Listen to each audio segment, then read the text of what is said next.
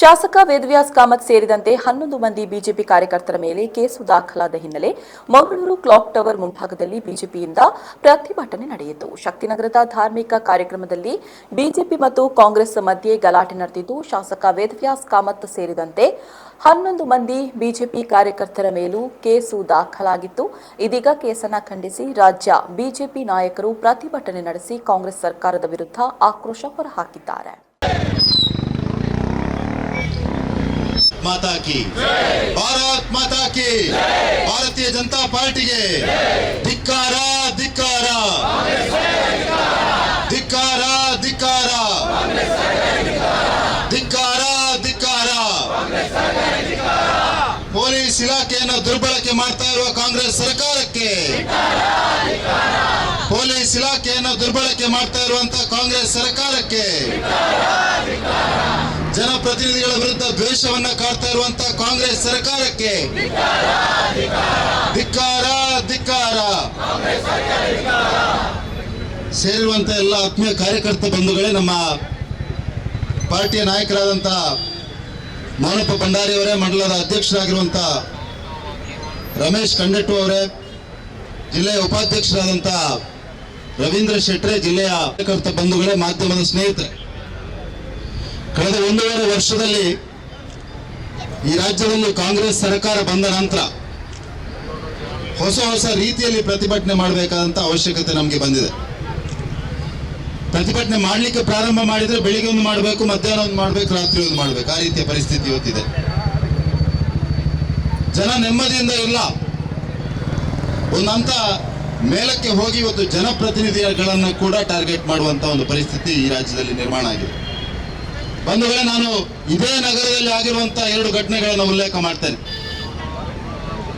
ಒಂದು, ಸನ್ಮಾನ್ಯ ಮುಖ್ಯಮಂತ್ರಿಗಳ ಪರಮಾಪ್ತ ವಿಧಾನ ಪರಿಷತ್ನ ಸದಸ್ಯ ಐವನ್ ಡಿಸೋಜಾ ಅವರು ಮಂಗಳೂರನ್ನ ಬಾಂಗ್ಲಾದೇಶ್ ಮಾಡ್ಲಿಕ್ಕೆ ಹೊರಟಿದ್ರು. ಈ ರಾಜ್ಯವನ್ನ ಬಾಂಗ್ಲಾದೇಶ್ ಮಾಡ್ಲಿಕ್ಕೆ ಹೊರಟಿದ್ರು. ಈ ರಾಜ್ಯವನ್ನ ಬಾಂಗ್ಲಾ ಮಾದರಿಯಲ್ಲಿ ನಾವು ಗವರ್ನರ್ ಅನ್ನು ಓಡಿಸ್ತೀವಿ ಅನ್ನುವಂತ ಮಾತನ್ನು ಹೇಳಿದ್ರು. ಆ ಸಂದರ್ಭದಲ್ಲಿ ನಮ್ಮ ಕಾರ್ಯಕರ್ತರು ಹೋಗಿ ಬರ್ಕೆ ಪೊಲೀಸ್ ಸ್ಟೇಷನ್ ಹೊರಗಡೆ ಎಷ್ಟು ದಿವಸ ಕೂತ್ಕೊಂಡಿದ್ರು. ಆವಾಗ ತನಿಖೆ ಬೇಕಿತ್ತು ಇವರಿಗೆ. ಆವಾಗ ತನಿಖೆ ಮಾಡ್ತೀವಿ ನಾವು, ಆಮೇಲೆ FIR ಅನ್ನು ಮಾಡ್ತೀವಿ. ಲೀಗಲ್ ಒಪಿನಿಯನ್ ಬೇಕಿತ್ತು. ಬಾಂಗ್ಲಾ ಮಾದರಿ ಈ ದೇಶದ ಸಂವಿಧಾನದ ಅಡಿಯಲ್ಲಿ ಪ್ರತಿಜ್ಞೆಯನ್ನು ತೆಗೆದುಕೊಂಡಂತ ಒಬ್ಬ ಜನಪ್ರತಿನಿಧಿ ಕೇವಲ ಮುಖ್ಯಮಂತ್ರಿಗೆ ಹತ್ತಿರ ಇದ್ದಾರೆ ಅನ್ನುವ ಕಾರಣಕ್ಕೆ ಇದೇ ಪೊಲೀಸ್ ಇಲಾಖೆ ಅವರ ವಿರುದ್ಧ FIR ಅನ್ನು ಮಾಡಲಿಕ್ಕೆ ಹಿಂದೆ ಮುಂದೆ ನೋಡಿದಂತ ಪರಿಸ್ಥಿತಿ ಇತ್ತು. ಇವತ್ತು ನಮ್ಮ ಈ ಭಾಗದ ಮಾನ್ಯ ಶಾಸಕರ ವಿರುದ್ಧ ಯಾರೋ ಪುಂಡಪೋಖ್ರಿಗಳು ಹೋಗಿ ನಿಮಗೆ ಕಂಪ್ಲೇಂಟ್ ಕೊಟ್ಟ ಕೂಡಲೇ ನೀವು FIR ಅನ್ನು ಮಾಡ್ತೀರಿ. ಯಾವ ರೀತಿಯ ಪರಿಸ್ಥಿತಿಯನ್ನ ಇರುವಂತ ತಾಕತ್ತು ಪೊಲೀಸ್ ಇಲಾಖೆಗಿಲ್ಲ. ಈ ಜಿಲ್ಲೆಯಲ್ಲಿ ಗಾಂಜಾ ಬೇಕಾಬಿಟ್ಟಿ ಹೋಗ್ತಾ ಇದೆ. ಮಕ್ಕಳು ಗಾಂಜಾಕ್ಕೆ ಬಲಿ ಆಗ್ತಾ ಇದ್ದಾರೆ, ಡ್ರಗ್ಸ್ಗೆ ಬಲಿ ಆಗ್ತಾ ಇದ್ದಾರೆ.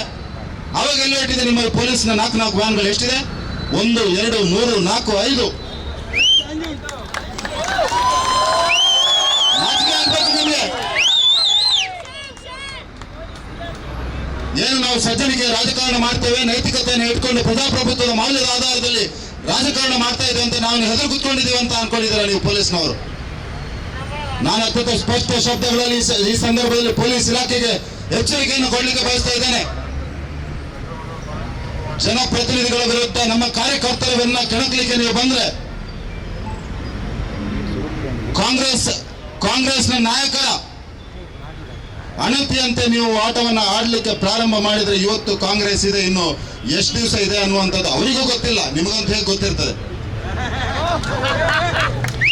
ಅತ್ಯಂತ ಸ್ಪಷ್ಟ ಶಬ್ದಗಳಲ್ಲಿ ನಾನು ಎಲ್ಲ ಇಲಾಖೆಯ ಅಧಿಕಾರಿಗಳಿಗೆ, ಪೊಲೀಸ್ ಇಲಾಖೆ ಇರಬಹುದು, ಉಳಿದವರಿಗೂ ಕೂಡ ಎಚ್ಚರಿಕೆಯನ್ನು ಕೊಡಲಿಕ್ಕೆ ಬಯಸ್ತಾ ಇದ್ದೇನೆ. ಪ್ರಜಾಪ್ರಭುತ್ವದಲ್ಲಿ ಇವತ್ತು ಈ ಪಾರ್ಟಿ, ನಾಳೆ ಇನ್ನೊಂದು ಪಾರ್ಟಿ.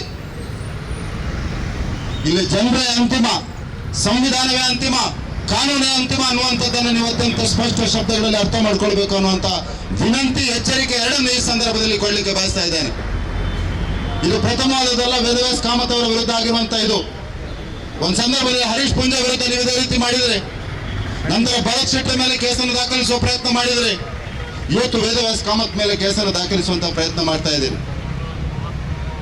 ನಮ್ಮ ಜನಪ್ರತಿನಿಧಿಗಳ ವಿರುದ್ಧ ಕೇಸನ್ನು ದಾಖಲಿಸಿ ನಮ್ಮ ಕಾರ್ಯಕರ್ತರನ್ನ ಹೆದರಿಸ್ತೀರ ಅನ್ನುವಂಥ ಭಾವನೆ ನಿಮ್ಮಲ್ಲಿದ್ದರೆ ನೀವು ಒಂದ್ಸಲ ಹಿಂದೆ ಪೊಲೀಸ್ ಇಲಾಖೆಯಲ್ಲಿ ಕೆಲಸ ಮಾಡಿದಂಥ ಹಿರಿಯರು ಯಾರಿದ್ದಾರೆ ಅವರ ಹತ್ರ ಒಮ್ಮೆ ಮಾತನಾಡಬೇಕು.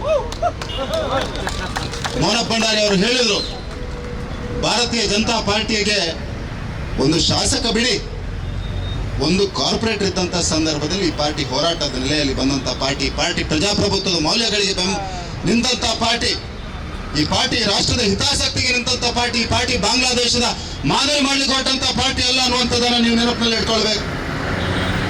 ಎಲ್ಲ ಕಾಂಗ್ರೆಸ್ ನಾಯಕರಿಗೆ ನೀವು ಯಾವುದೋ ಹೊಸ ಮಾದರಿಯನ್ನ ಕರ್ನಾಟಕದಲ್ಲಿ ಸೃಷ್ಟಿಸಲಿಕ್ಕೆ ಹೊರಟ್ರೆ ಭಾರತೀಯ ಜನತಾ ಪಾರ್ಟಿ ಅದನ್ನು ಸದನದ ಒಳಗೆ ಹೊರಗಡೆ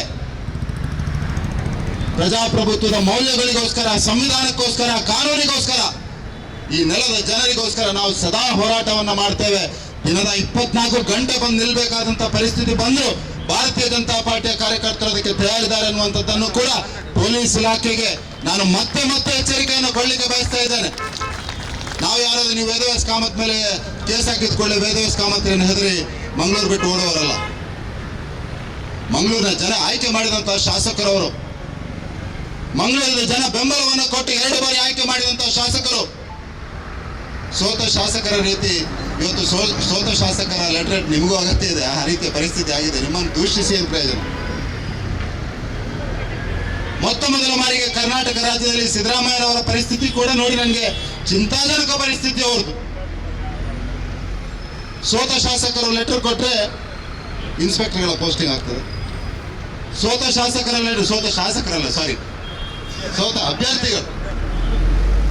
ಸೋತ ಅಭ್ಯರ್ಥಿಗಳ ಲೆಟರ್ ಕೊಟ್ಟರೆ PDOಗಳ ಪೋಸ್ಟಿಂಗ್, ಅದು ಹಣ ಕೊಟ್ಟೆ ಧರ್ಮಕ್ಕಲ್ಲ. ಸೋತ ಅಭ್ಯರ್ಥಿಗಳು ಲೆಟರ್ ಕೊಟ್ಟರೆ ಮರಳಿನ ವ್ಯಾಪಾರ. ಸೋತ ಅಭ್ಯರ್ಥಿಗಳ ಲೆಟರ್ ಕೊಟ್ಟರೆ ನನ್ನ ಓಲೋಲ್ ದುಡ್ಡು ಅಂತಾರೆ, ನಿಮ್ಗೆ ಗೊತ್ತಿಜ್ಜಿ ನಾನು ಹೊಸಬ. ಆ ರೀತಿಯಾದಂಥ ಪರಿಸ್ಥಿತಿ ಹಿಂದೆ ನೋಡಲಿಲ್ಲ, ದೇವರ ದಯದಲ್ಲಿ ಮುಂದೆ ಕಾಣಬಾರದು. ಆ ರೀತಿಯಾದಂಥ ನ್ಯಾಯದ ಆಧಾರದಲ್ಲಿ ನಡೆದರೆ ಮಾತ್ರ ಶಾಶ್ವತ ಅನ್ನುವಂಥದ್ದನ್ನ ನಾನು ಮತ್ತೆ ಈ ಸಂದರ್ಭದಲ್ಲಿ ಕೂಡ ಹೇಳಲಿಕ್ಕೆ ಕಾಂಗ್ರೆಸ್ನ ನಾಯಕರಿಗೆ ಹೇಳಲಿಕ್ಕೆ ಬಯಸ್ತಾ ಇದ್ದೇನೆ. ಅಧಿಕಾರದ ದರ್ಪದಲ್ಲಿ ಮೆರೆಯೋದು ಬೇಡ. ನೀವು ಈ ನೆಲದಲ್ಲಿ ಯಾರು ಶಾಶ್ವತವಾಗಿ ಅಧಿಕಾರದಲ್ಲಿ ಇರಲಿಲ್ಲ.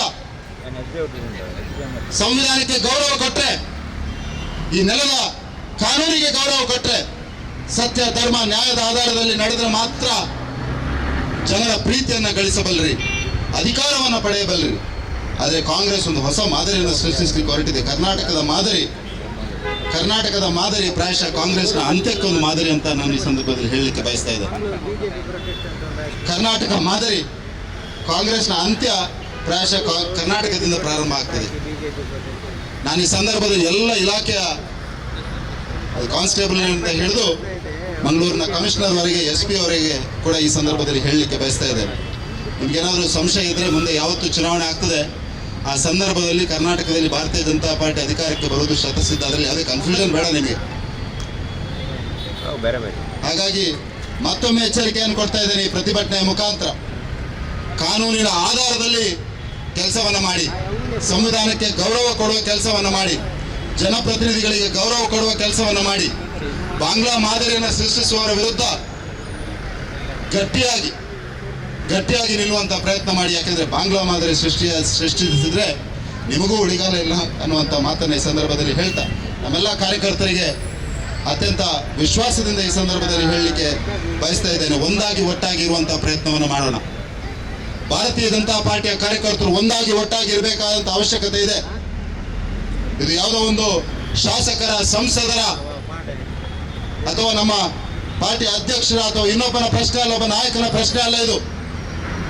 ಇದು ಭಾರತೀಯ ಜನತಾ ಪಾರ್ಟಿಯ ಕಾರ್ಯಕರ್ತನ ಪ್ರಶ್ನೆ. ಇದು ಭಾರತೀಯ ಜನತಾ ಪಾರ್ಟಿಯ ಕಾರ್ಯಕರ್ತರು ಉಳಿದ್ರೆ ಹಿಂದುತ್ವ ಉಳಿತದೆ, ಈ ನೆಲದ ಸಂಸ್ಕೃತಿ ಉಳಿತದೆ, ಈ ನೆಲದಲ್ಲಿ ಪ್ರಜಾಪ್ರಭುತ್ವ ಉಳಿತದೆ, ಈ ನೆಲದಲ್ಲಿ ಸಂವಿಧಾನ ಉಳಿತದೆ ಅನ್ನುವಂಥ ಮಾತನ್ನು ಕೂಡ ಈ ಸಂದರ್ಭದಲ್ಲಿ ಹೇಳ್ತಾ ಎಲ್ಲ ಕಾರ್ಯಕರ್ತರು ಒಂದಾಗಿ ಒಟ್ಟಾಗಿರೋಣ. ಈ ಕಾಂಗ್ರೆಸ್ನ ಷಡ್ಯಂತ್ರ ಏನಿದೆ, ಈ ಕಾಂಗ್ರೆಸ್ನ ಅನಾಚಾರ ಏನಿದೆಯಾ, ಅನ್ಯಾಯ ಏನಿದೆಯಾ, ಜನ ವಿರೋಧಿ ನೀತಿ ಏನಿದೆಯಾ, ಹಿಂದುತ್ವ ವಿರೋಧ ನೀತಿ ಏನಿದೆಯಾ, ಭ್ರಷ್ಟಾಚಾರ ಏನಿದೆಯಾ, ಇದರ ವಿರುದ್ಧ ನಾವು ಒಂದಾಗಿ ಒಟ್ಟಾಗಿ ಹೋರಾಡಬೇಕಾಗಿದೆ. ಎಲ್ರಿಗೂ ಶುಭವಾಗಲಿ. ಧನ್ಯವಾದ.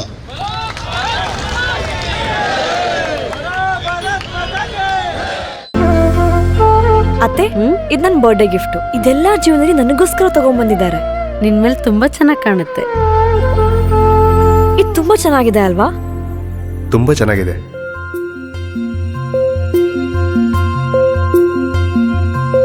It will look really good on you. Amma? Huh? Mother is always son's first love.